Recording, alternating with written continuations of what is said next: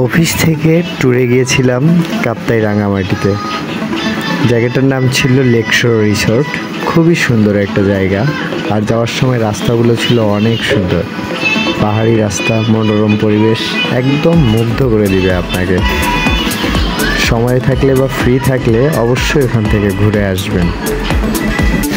এই রিসোর্টটা মূলত হচ্ছে কাপ্তাইয়ের হচ্ছে যে সেনানিবাসটা আছে ওইটার ঠিক ভেতরে কিছু অংশ দূরে গেলেই আপনারা পেয়ে যাবেন। জায়গাটা খুবই সুন্দর এবং যথেষ্ট নিরাপদ একটা জায়গা, যেহেতু এটা সেনানিবাসের মধ্যে অনেক সুন্দরই আর কি বলা যায়, এবং পরিবেশটাও সুন্দর।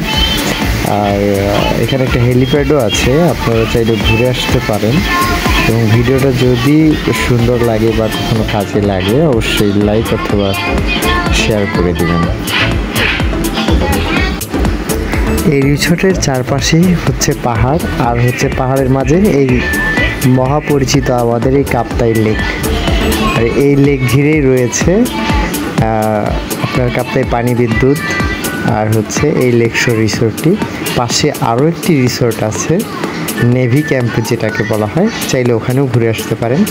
ফ্রি থাকলে অবশ্যই ঘুরবেন। সুন্দর একটা জায়গা, মনোরম পরিবেশ, আপনার মাইন্ডকে মেন্টালি হেলদি করবে আর কি। খুবই সুন্দর পরিবেশ। নৌকা ভ্রমণ করতেও অনেক ভালো লাগছিল। আমরা অনেকেই ছিলাম, যেহেতু অফিস ট্যুর ছিল, অফিস থেকে ফ্রিতে গিয়েছিলাম, আর ফ্রিতে পাওয়া সব কিছু একটু বেশি ভালো লাগে আমাদের।